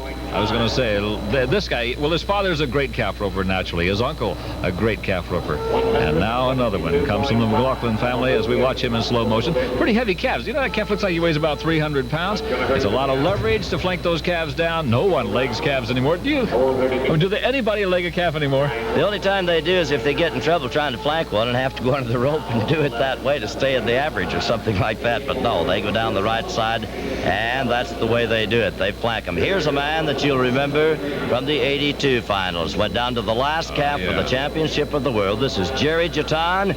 Well, that's history to him. He wants money today, and he's going after a go-around win. Come on, Jerry. No. Well, remember last year how bad we felt for Jerry Jaton. He led throughout the year last year. He came to the finals and lost to that man. You know who he is, Roy Cooper. You don't want those Coopers chasing you, I'm telling you, because they are truly champions. This may be the next Cooper of the world. His name is Mike Johnson. And you talk about a speedster, he can be so fast. He's from Oklahoma. His brother has been to the finals, Gary. Now this is the start of a pretty whippy run. Look out here, look at there. Oh, man, he needed like the 9 flat, hadn't he? Look what he got. 8 and 8. Well, all right, Roy. You better keep the practice pen warmed up if this kid's going to hang around. He is quick. That big black horse there belongs to his brother, Gary. One of the best roping horses in all of rodeo. Gee, that's a nice run, wasn't it? I think the arena record here, correct me if I'm wrong, as I turn to Dave Baldridge, our media director, is like an 8-1. I believe in the NFR. I believe it's an 8-8. I believe it is 8 flat. Cliff 8 Williamson flat? was the man that tied the calf in 8 flat, I believe it was. Boy, I like to find you wrong, Bob. I can't find you wrong very often. I'm not going to turn to our media director anymore. I'll turn to you, Hadley. All right, this is Chris Livard, the 1982 all-around champ of the world. Now, this guy has won the average in the calf roping and in the steer wrestling both at this NFR. The steer wrestling last year, and I believe the calf roping the year before. Livard wants to be quick on this one. Oh, he has got it started, does it? Oh, no. Now, look at that calf strain and kick. One of the problems with a situation like this is those good horses work that rope hard, and the more trouble the cowboy has, the harder they'll work the rope. Chris is putting him in a leg vise, trying to get him tied up so he can hang in that average. Bob, that was the kind of a catch, close across the line, got down to the calf and had him flanked, where actually he could have beat Mike Johnson. That could have been a run under 8-8. And I think you'll see, Hadley, that had Chris not been in the average, if he was just going for a day money, he would have just kind of let that calf get up before he tied him. But You're he right. was in that average, so he had to try to get there. And he broke out, added all the misery, so he was 38-3. Chris Livard. Raymond Hollabaugh, Stamford, Texas, came here last year for his first time. This kid can rope. He is another speedster from down in Texas. Oh, look at the way they handled that tie string. 10 seconds on that run. A 10 and 3, I believe it was. That puts him second in the average, too, as we watch him in slow motion. Now look, the way he carries in that right stirrup, but not very long. They vault right out of there. You see him block that calf off so he can stay at the end of the rope. The horse takes the slack out of it. That's when they string that leg, and then it's smooth. Just Six like times this. all-around champion of the world, Larry Mahan, is down in the arena to talk to another champion. Well, here's the man that's won the all-around championship 6 times, Tom Ferguson, originally from Oklahoma, now lives in Texas. He went out on 1 calf at the finals. He cannot win the average, but he has won 2 firsts and 2 seconds. One of the most consistent and well-respected men in the game of rodeo, Tom Ferguson. The run back in the steer wrestling when Walker had to run that steer down. Tom had a steer get so far out ahead of him that he grabbed him by the tail and had to literally outrun him. And he did. Now Ferguson, about a $20,000 winner here this week, and he would like to pick up a little more cash here in the calf roping. Again, a kicking calf is causing him trouble. And Tom is in at 11 and 7. This is the 1983 National Finals Rodeo. Bob Eubanks, Hadley Barrett, and Larry Mahan. Well, here's the man, Roy Cooper. He won the Steer Roping Championship for the year. He has won the World's Champion All-Around Cowboy Award and will win the calf roping. He has a chance to win the roping here at the finals. He's a little over 100 seconds on all of his calves. Roy Cooper, the one and only. Man gets him on the ground in 6 seconds. Splits those 2 legs up there. Whoa! 8.9 for Roy Cooper, the World's Champion calf roper, World's Champion All-Around Cowboy, Oklahoma Cowboy extraordinaire. There he is. Man, Well, what can you say about the world's champion? That's what he is, the quickest man. Look how fast he goes down this rope. He goes down that rope with blood in his eye. He's there to win. That's what he wants to do, and that's what he does. Champion of the world, Roy Cooper. Well, congratulations, champ. You're the all-around champ, the calf roping champ. You won the calf roping at the finals, the steer roping. What else is left for you to win? I don't know. I'm just tickled to death to be good. Rodeo's been so good to me, and I've been awful fortunate. But, believe me, I've had my disappointments in the arena and come back and worked hard. And if it wasn't for people like you, Larry, that's made it good for us, it's rodeo's family, and I love it. Well, I'll tell you what, it is a great life. It's a great lifestyle. How many years do you think you'll go down the road trying to win championships, Roy? You know, I don't know. I've thought about it, a little. They got the new 100 rodeo deal in coming up next year. I'll go to 100 rodeos. I mean, I hope as long as my health is good and feel good, I should last, as long as you really want. I'm looking for 2 years maybe. Congratulations, the all-around champ and the calf roping champ, Roy Cooper. It's the best in the business. Well, now this man will win $150,000 this year, a little over, Triple Crown winner. Now, let's take another look at Heston's new silver anniversary. Let us down, and Pamela, another good close race at the National Finals Rodeo. The rookie Sherry Elms led the WPRA barrel racing standings all season from start to finish. However, 2 nights ago, right here at the NFR, Marlene Edelman moved into the #1 spot. So today, in the barrel race, the final go-round, the world champion will be determined. All right, Pam, let's get to our first barrel racer. Our first barrel racer is Jimmy Beth Hammonds, McAllister, Oklahoma. She has failed to place yet in a go-around, but has not hit a barrel. She is 5th in the average right now. Makes another clean run. 1685, not quite as fast as we've seen throughout the week. The national finals, Susan White will be next up. Now from New Lenox, Illinois, Susan White.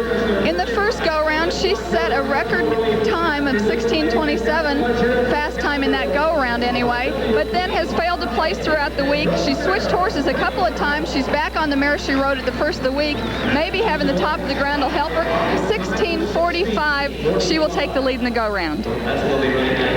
Nancy Mays, a rookie in the WPRA, qualified for the finals on a real good horse that got injured just 2 weeks before the finals and heartbroken. Nancy Mays borrowed a horse from another girl, placed one time during the week. A little bit of trouble on that third barrel. That'll cost her some time. 16 and 91/100ths for Nancy Mays. Donna Crenning, Eaton, Colorado. Oh, real tight on that first barrel. Twice she's won the average here at the national finals in the barrel race. And this good horse, Satch, has a chip in his knee. It started to mend. He's running better and better throughout the week. This is his favorite arena, 16:32 for Donna Crenning. She'll take the lead in the go-round now. Here's Jimmy Monroe, Valley Mills, Texas, the president of the Women's Pro Rodeo Association. Jimmy's horse slips a little bit on that first barrel. Now her husband Bud is in the saddle bronc riding. Jimmy has been to the national finals 8 times. A veteran of barrel racing competition, makes a good run, 16:39, moves into second place. Dee Dee Taylor from Caldwell, Idaho. This is her first national finals rodeo. Now we notice the ground's getting a little bit deeper as each girl runs. Dee Dee's placed only once this week. She was hoping to make better runs. This horse not really firing in this small building. He works better outdoors. 16:43, that's one of the best runs Dee Dee's made all week. This is Celie Whitcomb Ray, Sterling, Colorado. She came to the finals 12 years ago. Her only other national finals appearance, and she was riding, a 5-second penalty there. She was riding the mother of this horse, which shows that in barrel racing, good breeding as well as good training is very important. Tough break for Celie, a 5-second penalty. Her total time will be 21:43. Jerry Mann, Eugene, Oregon. 5 times she's been to the national finals. This is not her good horse that she qualified for the finals on, but in the 5 appearances that she's made here, she has failed to place on him because he works better in a big pattern, like the Houston Astrodome, one rodeo that she did win this year. 16:54 for Jerry Mann. Here is Leanne Gilkey, Decatur, Texas, the 1980 WPRA Rookie of the Year, which means she won more money than any other first-year member of the association. She rides a stallion, one of the only stallions in competition here at the national finals. Leanne has placed only once this week, a 16:53 in this go-round. Here's Kathy Spears, her second trip to the National Finals Rodeo, and she won the go-around last night.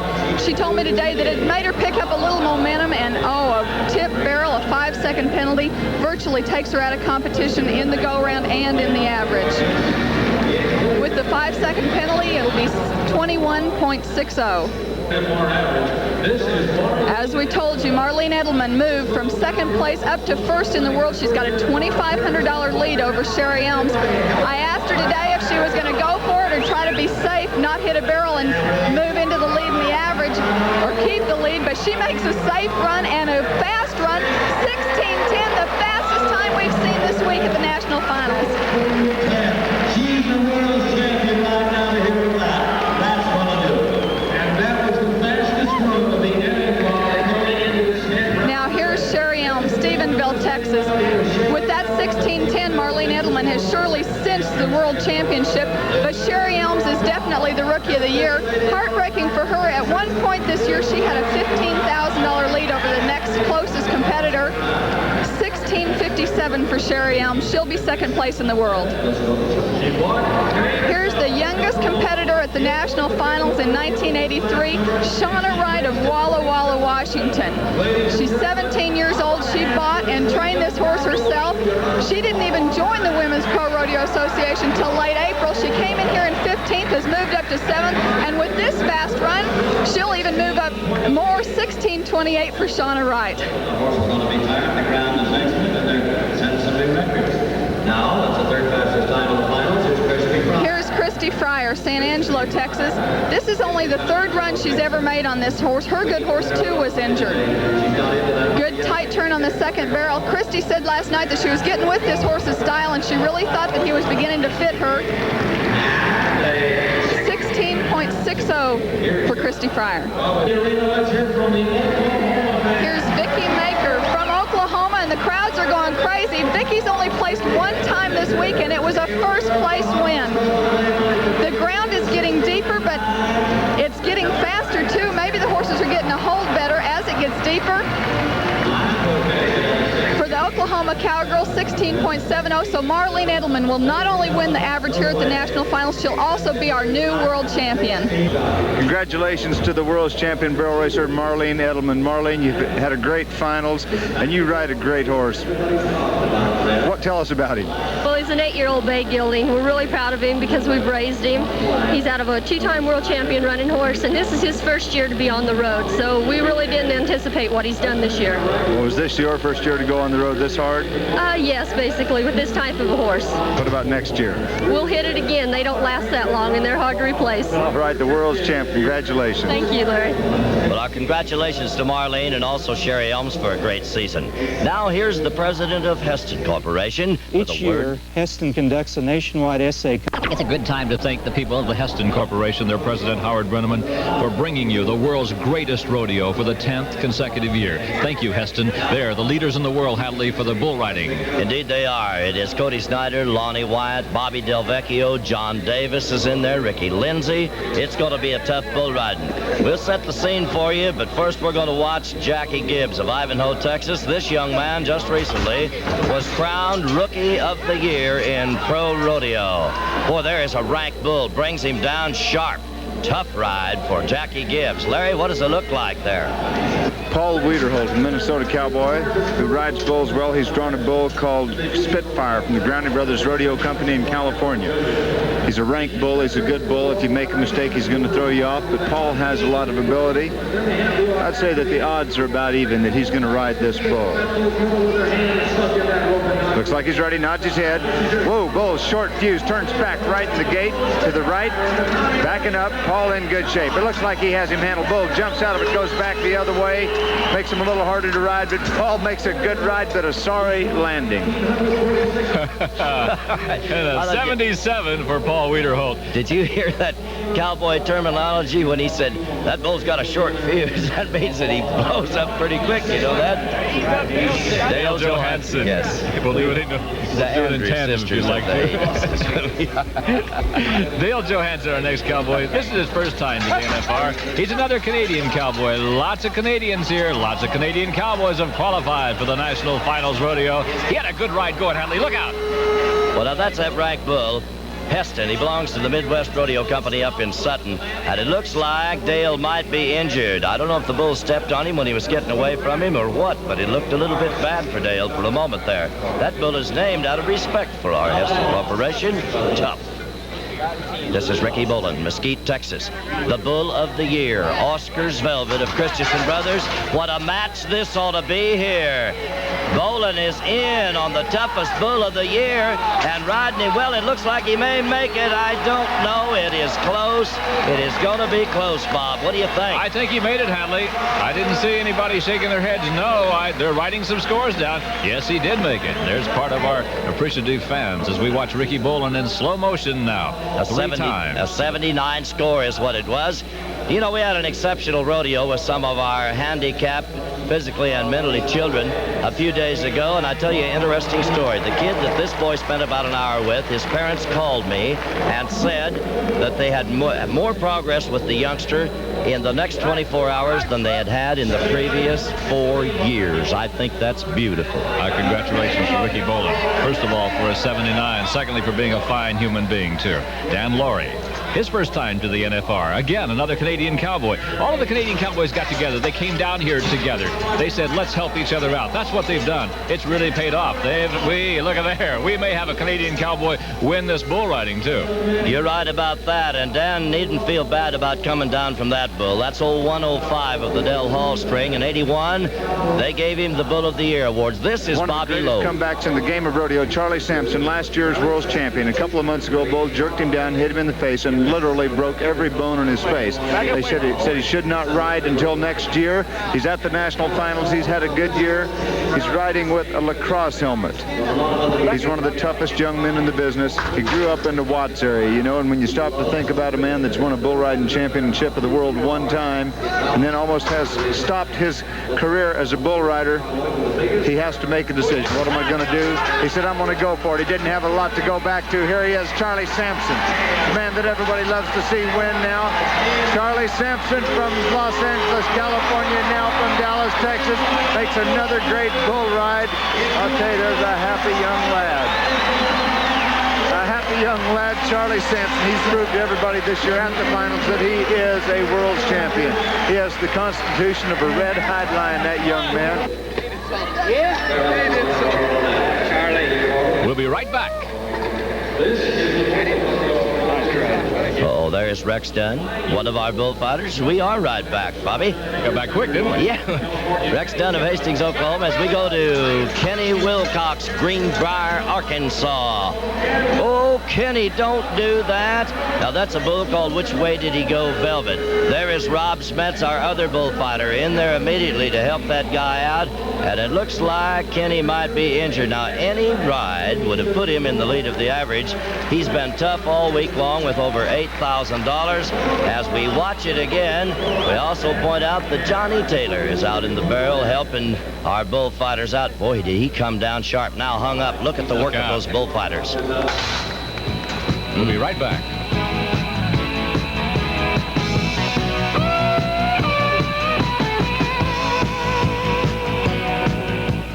Just over 35 years ago, Heston began making farm equipment. One product in one little building in the little town of Heston, Kansas. But look at Heston now.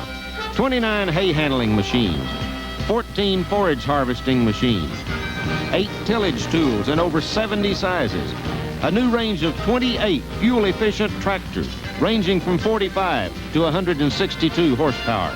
And products are only part of the surprise.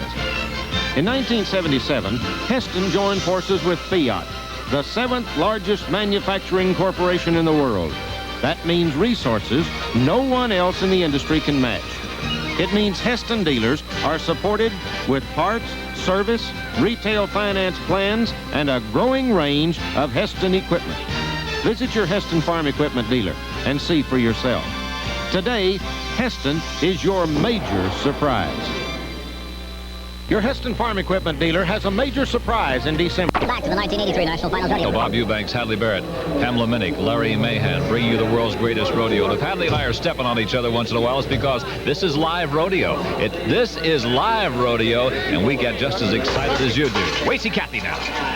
Here's a tough little bull rider out of Big Spring, Texas, but he's on a tough bull. That bull belongs to Bernice Johnson, the B-Bar J Spring, a bull called True Grit.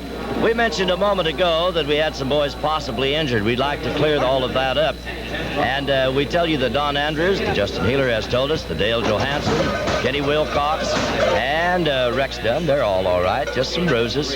Tough break. Ted Noose, California Cowboy. What a nice guy he is. Ted Noose on the bull pat of the Sutton String up in South Dakota. That, my friends, is a rank bull right there. That bull has not been ridden during the '83 season. You know that Ted and Charlie Sampson are traveling partners, and they say that they like to return to the NFR one of these days as team ropers. There he is. Talk about Charlie Sampson. And there's our Justin Healer, Don Andrews. Yes, and a moment ago, as Larry was talking about Charlie, we got a glimpse of Bob Loeb, the injured bareback rider that we were talking about. Marty Standard is up next. Another California Cowboy, 7X of the Del Hall String. Let's look at this. Look out, Hadley. Good ride going. Hang on there, Marty.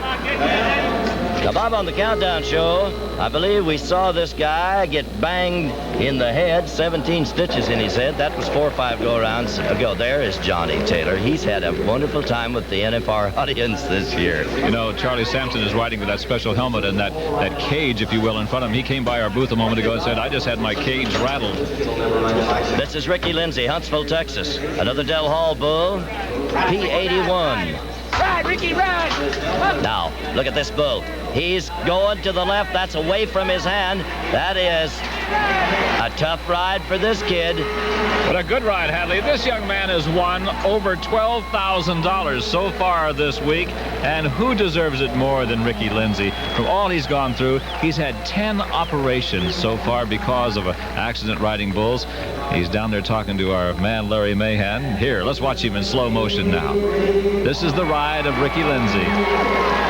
Now, he scores an 83 to take the lead of this go-round, and it'll put him in the lead of the average as well. Well, Larry Mahan's hanging around there trying to keep from getting run over, but he knows how to do that. Larry, are you down there? 3 points, Ricky, on a ranked bull. How's it feel to get through the national finals in such good shape? Feels good. I'm just having fun. What about next year? I'm fixing to go home and practice. Be ready for next year. You need a lot of practice, as good as you ride. Congratulations, partner. One champion talks to another. Larry Mahan, Ricky Lindsay. As we go to John Davis from Homedale, Idaho. John Davis, the senior member of the fourth. Look at that bull ride he's putting on. That's Velvet Wipeout of the Flying G-String. Another Goolsby bull from down in Florida. Now, Davis taking a hard run at that 83 score and an 81. 81 goes into third in the go-round. While we're watching John Davis ride this bull, we should remind everybody that they should take the time, if they can, to visit the PRCA Hall of Champions in Colorado Springs, Colorado, the Cowboys Museum. There he is, Bobby Del Vecchio, the young cowboy from the Bronx, New York, who now lives in Dallas, Texas. He's been the runner-up for the championship. Now he has a chance. This bull today can be the determining factor of whether or not Bobby Del Vecchio will be our new world's champ. If he rides this bull and can win the go-around, and Cody Snyder makes a mistake, Bobby will be the champ. Here he is from the Bronx, New York, the guy with the youngest and best attitude. Whoa, bucks off. No score for Bobby. You know there's a lot of disgust. Look at that, though. He does have the attitude of a winner and a champion. Well, Hadley, we could really confuse people if we sat down and described all of the possibilities in the bull riding. The NFR, the winning of the world, the average, the go-round. All we can say is it's a very close race. And coming up next is Lonnie Wyatt, who only needs a qualified ride to take the lead in the average. Well, actually, when we started with Bobby Del Vecchio, this man and Cody Snyder, come on, Lonnie. No, he is hung up on that bull. Look out. A tough break. He is hung up tight. Now the bull flops him up over the other side. He's a left-handed rider. He went down the right side of the bull. When the bull slung him back up over the top, that's what cut him loose. But again, Rex Dunn, Rob Smets in there trying to help him out. Look at this, would you? This is a bad situation. Now that bull is Sonny's Velvet, owned by the Mike Survey String. That's one of the rankest bulls in all of rodeo. Oh, no. That looks bad. Loaded him right there on the horn. Look at Rob Smets reach out and catch him. Help break his fall. Well, again, Don Andrews Mac Altizer assisting him out of the arena. Actually, Bob, the deal is kind of... Next bull rider, the last man at the 1983 National Finals Rodeo. He traveled 9,000 miles in 11 days with Dan Lowry this year to get to the National Finals. Gonna ride a rank bull right here, turn back, wallers around, whoa, slams him, dunk slams him into the ground. Cody Snyder disappointed, but there's a very good chance that he is the world's champion of 1983.